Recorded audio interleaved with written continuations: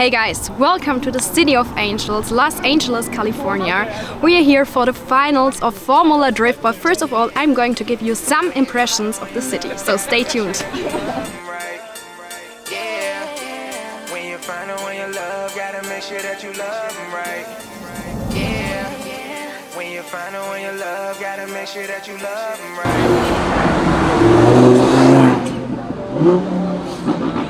I got a girl that compliments my fly, and when it goes down, I know she gon' ride. I finally got somebody I can call mine.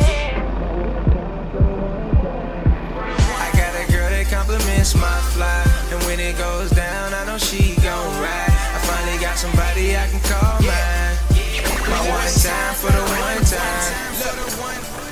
I remember when we were still in college and your girl's boyfriend friends was always trying to holler, not a lot. Chain saying stand, but they don't want these problems. Let the top fold, ride slow. Let them know I got you, never been insecure. But I don't play about you, don't care who you were before or what they say about you. We fresh like air, no pollute. We didn't came too far, this no fluke. When you on my arm, you look great. Let them hate, cause they on mute. And girl, I brought you around my mom and them. Now I can't come around without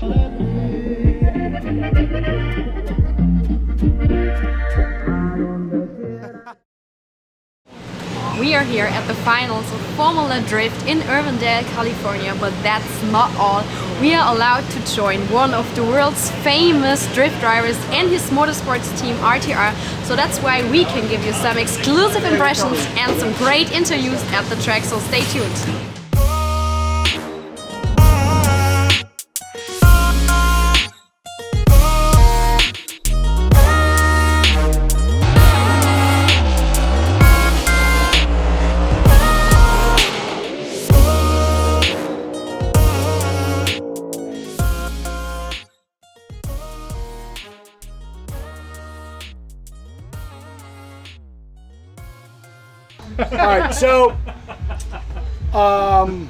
Alright, so this is our track map. So this is basically what the team, myself, Chelsea, our engineers, talk about when we're defining our strategy. So there's a couple of different things going on, right? So the first thing is to understand what the judges are asking for, right? So this is Irwindale Speedway. So there's our start line. So you basically, the perfect qualifying line, the perfect line that the lead car has to run. Lead this line, go through the chicane, super aggressive all the way into the entry. This is outer zone 1, so you have to fill this zone as best as you can. Now, the perfect run is basically an inch from the wall from here to here, and then you want to come off of here and be about middle line here, and then effectively late apex this inner clip number 1. So you basically come off the bank, fully committed on throttle, rotate, still committed on throttle past that. And then this is what is called a decel zone. So this is where you transition back, get the car settled to pick up the throttle and fill outer zone 2. And then coming out of outer zone 2, then you pick up inner clip number 2, carry that out to outer zone number 3, and then finish the course. So the judges are looking at these key things: that you're on the line, that you pick up all the clipping points, that you have good angle and good committed speed throughout the course. The only places that you can decel is effectively right here. The rest of the course, you should be on throttle. Sorry, there's a little decel right here just to make it from here to here. But the rest of the course, you should be on throttle, committed, and sideways. So that's only really important in qualifying and leading, right? Qualifying, there's a just single run, one car on the course. And then, you know, you're judged and basically put into an NCAA style bracket, like 2-2-2, right? All the way to the finals. Moving into competition, it's the lead driver's job to run the perfect qualifying run. So what I just showed you. It's the chase driver's job to mimic the lead driver and be on his door throughout the whole course.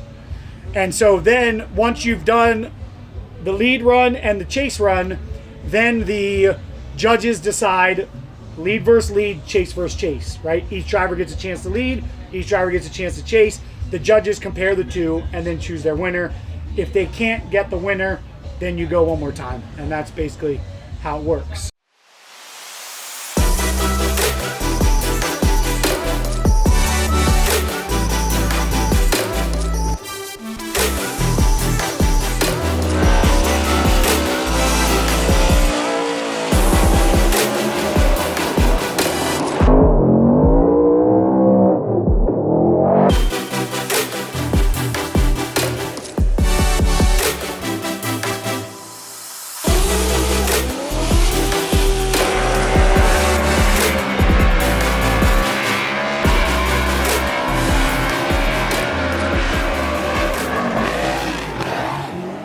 So guys, it's been a long day. Qualifying is over. Chelsea made the first place while we're still waiting for the results of one. So stay super excited for the race tomorrow. Good night, sleep tight, bye.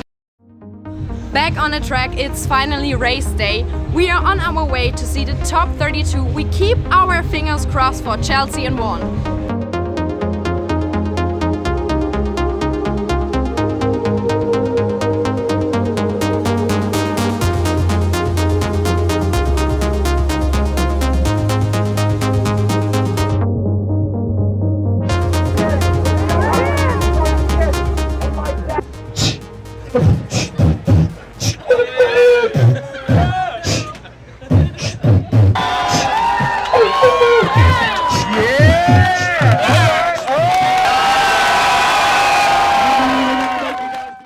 So this is Vaughn Gittin JR, the world champion drift driver from the RTR Motorsports team. He's also the founder of it and the founder of RTR vehicle, right? That's correct. That's correct. So the first question I have to you, just answer for the audience, how did you get into drift driving? Yeah, so for me, growing up, I grew up skateboarding, riding BMX, racing motocross, and then action I also sports. ride motocross. Oh, you That's do? cool. Very Yeah. cool. And like my father was a used car salesman, and he was always having cool cars. And at a very, very young age, I loved cars. And so fast forward through my teenage years, when I was 18 years old, I got a rear-wheel drive car.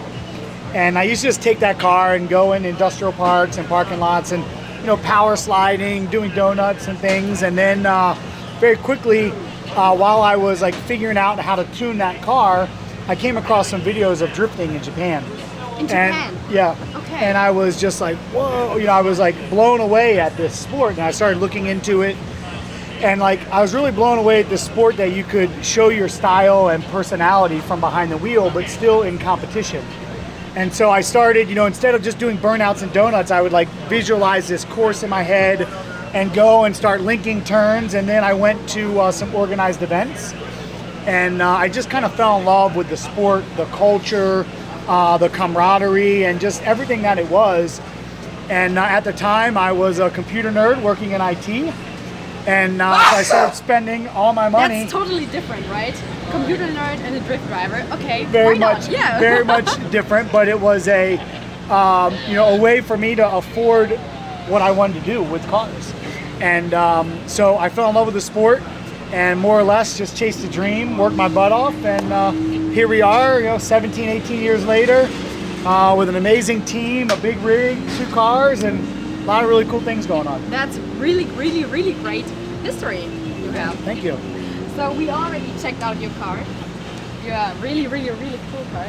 But can you tell the audience what kind of MAHLE products you installed in your car? Yeah, for sure. So we've been working with MAHLE for a number of years. I mean, MAHLE, they use the internals, or their internals are used in a lot of our exhibition vehicles, and they've been being used in our race engines for a number of years. This year is a very special year though, because believe it or not, the last 2 or 3 years we've been like on the lower power of the totem pole here at Formula Drift. Okay. We've been running these Ford Performance Roush 8s naturally aspirated engines, and they make 800-900 horsepower naturally aspirated, but it's still like the lower end of the spectrum. So this year we reached out to MAHLE and we were like, we need more power. Okay. We want to put nitrous in the cars, so we have more controllable power. So we added over 300 horsepower of controllable power from nitrous. And in order to handle that load and those demands, we had to get some very special pistons, or at least we thought we did. But MAHLE came up, worked with our team, and came up with a design that they were very confident would handle what we needed. And we hadn't done much testing, we just trusted MAHLE's word. And this year, it has been absolutely flawless. We showed up at testing, went to Long Beach, and in the rest of the year, the motors have run absolutely flawless, handling the increase of power. The other products that we use are, of course, gaskets and bearings from Clevite, which is a MAHLE partner. Yeah. So this is Chelsea. He's one of the 2 drift drivers here in this team. You just won the last race in Texas. Congrats to you. Thank you. And you've done in 155 miles per hour drift. Can you just tell the audience how and why? I've been drifting for a long time, and speed is obviously one of those parts with drifting. So we've been deciding, like, oh, where can we do a really fast drift? So we went to this track in Virginia, and was able to do a 155-mile-an-hour entry. And basically, it was just, we've done it before, but it was like, let's do it at a track. Let's get some radar out there, and let's try to solidify it and show that drifting is one of those sports where it is about speed. It is about how fast you can go and how exciting it can be. Didn't you get a bit frightened? No, not really. I wish we could have gone faster, but that's all she wrote. I can't imagine. That's really, really, really weird and crazy. Let's talk about your number 88. Why did you choose this number? So there's a couple reasons. Well, the first one being that if I flip the car or crash, it's the same number upside down. That's right, yeah. But also, I was born in '88, and also there's a famous hockey player, Eric Lindros, his number is 88, and I grew up as a kid watching him play all the time, so Oh, okay. it's a couple reasons. It's just So a good there's number. history behind it. Yeah, good number. Great, thank you. No problem.